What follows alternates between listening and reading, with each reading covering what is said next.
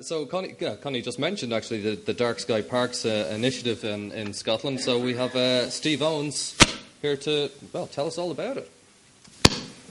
Thanks, Albert. There you go. Hello, everyone. For those of you who I haven't met, thank you very much. For those of you I haven't met, my name's Steve Owens. I'm the UK coordinator for the International Year of Astronomy in the UK. And I want to talk just very briefly, I've got 10 minutes very quickly, to talk about our Dark Sky Parks initiative. Now, my role as UK coordinator, I cover many things. This is one element of what I do. I began as UK coordinator in February 2008. And very early on, I wanted Dark Sky Parks and a Dark Skies awareness cornerstone to be a major part of what we do in the UK for IYA. And I sat down with this familiar map that you've all seen before and tried to figure out which parks might be eligible and which parks might have skies that make them eligible for Dark Sky Park status. You can see from this map, just before I go on to show you where the parks are, that England is quite badly light polluted. The majority of England is quite bad. Wales is not too bad, very mountainous, so very difficult to build towns and cities there. The north of England and southwest Scotland, pretty good. Once you get north of the Central Belt, and indeed the Great Glen here, it's incredibly dark indeed. In fact, I've been lucky enough to observe the sky from all around the world, and I can pretty honestly say that I've never seen skies as good and clear as the skies you can see from the northwest of Scotland. If it's clear, that is. It's usually raining, but if you get good weather, the skies are good. And it's not too flippant a point, because the rain clears the air out. You get very good, clear conditions for stargazing when it's a clear night in Scotland. So this is a map of the United Kingdom with the national parks, the current existing national parks, marked on it. And I talk through a few of those and tell you where they're at with their Dark Sky awareness projects. I also want to highlight which of those are particularly dark and the ones that aren't necessarily so dark. The two Scottish parks, Cairngorms and Loch Lomond and the Trossachs, because they're in Scotland, much less dense population, are pretty good dark sky sites, especially if you get to the north end of Loch Lomond and the central part of the Cairngorms. But the Cairngorms especially is very inaccessible. You've really got to walk into the middle of the Cairngorms to get there. You can't drive in. Exmoor National Park down here is probably the best national park in the UK in terms of sky quality. They have relatively good unpolluted skies and amongst the best weather in the UK. Being down in the English Riviera down here, they get quite good weather. So if you transpose a map of light pollution with a map of clear nights, Exmoor in the southwest come out pretty good. In comparison, the Peak District National Park here is the most light polluted of all the national parks in the UK. It has Manchester and Liverpool on its west. It's got Leeds and Sheffield on its east, which makes its skies not what you would consider to be dark skies. But, crucially, Kim was talking about earlier, they're dark relative to the population that the park serves. There are, within an hour's drive to the Peak District, perhaps 6-8 million people. And if we have dark skies activities happening, those 6 or 8 million people will experience a sky, if they go to the park, that's significantly darker than the skies they're used to in the city. But one thing became quite clear very early on with the national parks is that they're not set up in the same way that the US national parks are. They're not as easy to get dark sky park status for, mainly because there are working communities within these parks. The average population of a park in the UK is about 24,000. The largest park is a population, that's the Lake District, largest in terms of population, goes up to about 40,000 people. The least populated parks down to maybe 10,000. With all the problems that entails, there are towns and villages within these parks with lighting that does not conform to IDA guidelines, that would require a great amount of effort and in fact a great amount of money to get them to the correct standard. So we didn't give up in the parks. We are working very closely with the parks, specifically Exmoor and the Peak District. Exmoor are furthest ahead of all the UK national parks. They've run a fantastic series of outreach activities and public engagement activities this year, getting local astronomers to run events for the public. They've started performing SQM measurements of their sky to measure how dark the sky is. They're preparing their initial submission to the IDA in terms of the quality of their night sky. And they are very keen to follow over the next 5 or 10 years the process of seeking dark sky reserve status. But it's quite a long-term project. Peak District, again, running programs and are just about to start taking their SQM measurements.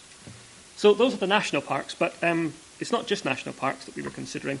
In fact, the one park that stood out in the UK from all the parks we looked at was Galloway Forest Park. It's down in the southwest of Scotland here.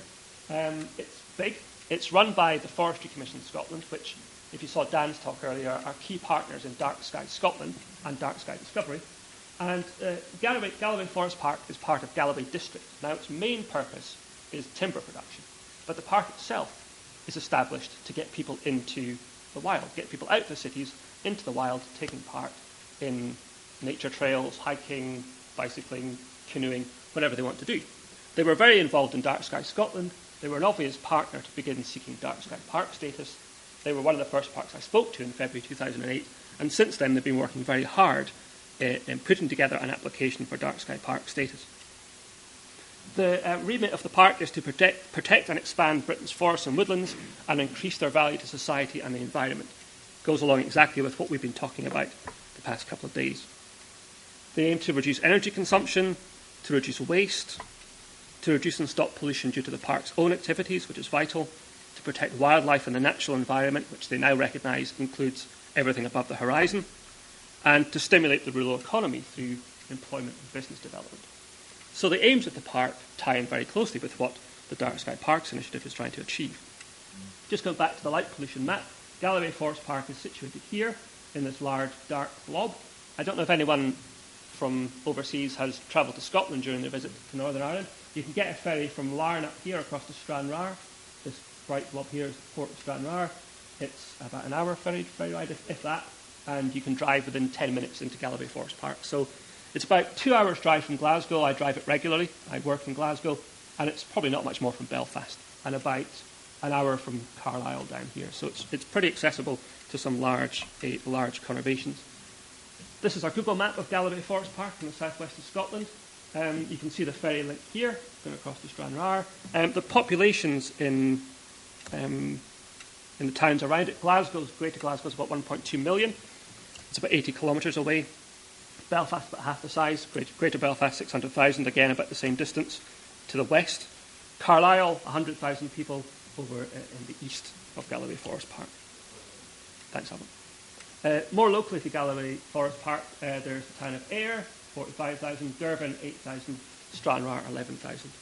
So it's got quite a large population around it, but not too many large cities close by. Zooming into Galloway Forest Park, this is the main road through it. If you were driving down from Glasgow, you'd probably come down this main road, but there's actually a forest drive, a fantastic drive, very beautiful, over the mountains in Galloway Forest Park if you're coming down from the north. In terms of the park itself, it was established over 60 years ago, 1947, 75,000 hectares in area. It's the largest forest park in the UK, and it's bigger than many of the UK national parks. The town of Newton Stewart, the village rather of Newton Stewart in the south, is the gateway to Galloway Forest Park. Its population is 3,500. Over in the east, you can see in the corner there, Castle Douglas, about 3,500 as well. And we talked about Durban, the town 8,000 in the northwest, and Stranraer down in the southwest. The population of Galloway Forest Park itself, within the actual park boundary, is around about 300. Tiny, tiny population within the park. And it's the entire boundary of Galloway Forest Park that we're seeking Dark Sky Park status for. It has 3 visitor centres. The main visitor centre here on the main road at Clattering Shaw's Loch is the main site that astronomy is done. The amateur astronomers and indeed the professional astronomers from further afield use Galloway Forest Park a lot for stargazing. And one of the most popular sites is Clattering Shaw's. It's got a large car park, a visitor centre. There are 2 other visitor centres. Carrocktree down here, which is a bit too close to Newton Stewart, suffers a little bit from the local light pollution. And Glentrool, which is very, very remote in the middle of the park itself, central to all the bicycle trails, the hiking trails, the mountain paths and so on. And just to give you a bit of an overview of the park, there are 120 staff that work at the park. It's got over 1,000 kilometres of forest roads, 3 visitor centres we talked about, 120 kilometres of purpose-built mountain bike trails, recognised as the best mountain biking trails in Britain, if not in Europe, 130 kilometres of managed forest trails, 2 forest drives, 15 car parks. Even though it's a forest park and its main purpose is timber production, 30,000 out of the 75,000 hectares, that's 40% of the park, is open. It's open mountainside, but it's not forested, which makes horizon views better than you'd expect to find in the middle of a forest. There are multiple areas of conservation within and around the park, and a vast array of wildlife, varieties of deer, badger, foxes, birds, golden eagles, kites and owls, and so on. Just to finish off, this is my final slide. Over the course of the last 18 months, we have been working very closely with Galloway Forest Park to put together their application for Dark Sky Park status. We were working flat out to try and get that application ready for this meeting. We didn't quite get there, as all time beat us to it. We'll be submitting in the next 2 or 3 weeks the full application for Dark Sky Park status. To give you a bit of a summary of what we've been doing over the past year and a half, we've been taking SQM measurements. The darkest parts of the park measure on the sky quality meter 22.7, roughly, pretty dark. We're talking about Bortle class, probably 2, certainly limiting magnitude 7.0, possibly 7.1. That needs to be independently verified. The local astronomers, who are obviously very proud of their night sky, are claiming it's Bortle class 2, yet to be independently verified, but we're very hopeful. It's certainly one of the darkest skies you will ever see, certainly in the UK. We've also, as well as doing the sky pollution measurements, we've been doing a lighting audit. We have identified and mapped every single individual lamp in the park, which sounds like an achievement, except there are only 414 of them within the park. Brilliant. Within this, 400 square kilometres of park, 400 lights. That's incredible. And the Forest Park have carried out this audit. It's been submitted to kind of an informal steering group in the UK before we formally submit it. And the park estimate that 3/4 of those lights already conform to IDA guidelines, which is incredible. The minimum you need is 67% to qualify as a dark sky park. And Galloway Forest Park claim that the vast majority of their lights conform. It's not that 3/4 of them are full cut-off by any means, very few of them are, but 3/4 of the lights are very, very dim. They're 50-watt bulbs and so on. So we've gone down to that dim a bulb. Even the very dimmest, the 50-watt bulbs, are included in that 414. Most impressively, from my perspective, the Forest Park have very passionately embraced the development of a lighting management plan for the Park Authority. They've used the IDA's Model Lighting Ordinance as a guideline, but they've rewritten it with respect to the British Institute of Lighting Engineers guidelines. And they've produced a document which we've again sent out for informal consultation amongst the steering group, but members of the ILE who have seen it say that it's every bit as strict, if not stricter, than the Model Lighting Ordinance that the IDA have produced, which we're obviously very proud of. And we're finished the application, like I say, ready to submit by the end of September 2009. And I just want to finish, the very last thing I want to say about this image in the middle. This was taken using a full sky fisheye lens, looking down in all directions down to the horizon. It was deliberately exposed to show light pollution. You might initially look at this and say, well, it looks quite light polluted. It wasn't ideal conditions. You can see there are clouds on the horizon which are reflecting some of the local light pollution back. But the local astronomers who observe it all the time say that you can see light pollution from the local towns a little bit, very, very, very little light pollution.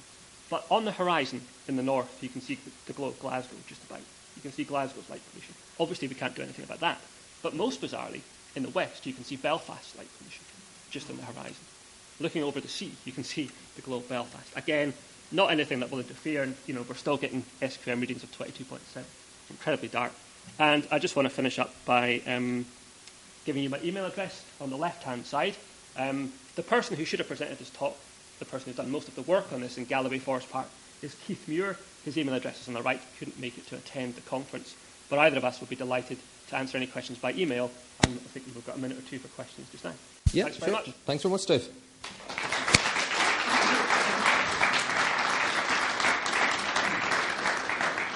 Yeah, so we can take a couple of quick questions. Sorry, just hang on a sec. So how far away is Glasgow from this? As the crow flies, it's about, let's put it back to the main map, I think about 80 kilometres as the crow flies from the north of the park, about 120 kilometres from the part of the park where most public will be. But in terms of drive time, it's about 2 hours drive from Glasgow. Because that's always so important, because so many people say, well, if you want a clear sky, you just go out in the country. Yeah. And that's always so good to know that, that's one of the things when we were always doing outreach, it's like, well, sometimes it's not that easy, to find a dark sky. Well, absolutely. And the vast majority of the population of Scotland, 2 million out of the 5 or 6 million people in Scotland, live within 2.5 hours drive of this park. So it's not too far from most people in Scotland. Good job. Good work. Thank you. Yeah. You mentioned you were at the UK, but Northern Ireland didn't get a mention because the UK is United Kingdom of Great Britain and Northern Ireland. But I just wonder, are any of the parks that we have in Northern Ireland considered at all? Yes, I had meetings early on with all the national park authorities and a number of park authorities in Northern Ireland, specifically kind of forestry parks. It was difficult in any park. Really, I mean, I spoke to probably 20 park authorities, and I got positive responses from 3: Galloway, Exmoor, and the Peak District. I didn't get negative responses from most, but the only ones that positively responded were Galloway, Exmoor, and the Peak District. I've not ignored Northern Ireland. I made 2 visits here in the early days. I have to say, though, that when I got 3 parks, I thought that's probably enough work. So I didn't press trying to find any more. But absolutely, I think the biggest benefit Galloway Forest Park is going to have for the UK will be showing other parks how they can do it, how it's not impossible, and parks in Northern Ireland to follow suit. Yeah, thanks very much. And I'd hope some of the parks down the Republic as well would, because when you look at this map for all of Europe, these 2 islands are probably the darkest place in it, and really it is a project that really is worth investing time in. Up in Donegal, yeah. Well, we'll press on. Thank you very much, Steve, once again. A round of applause for Steve.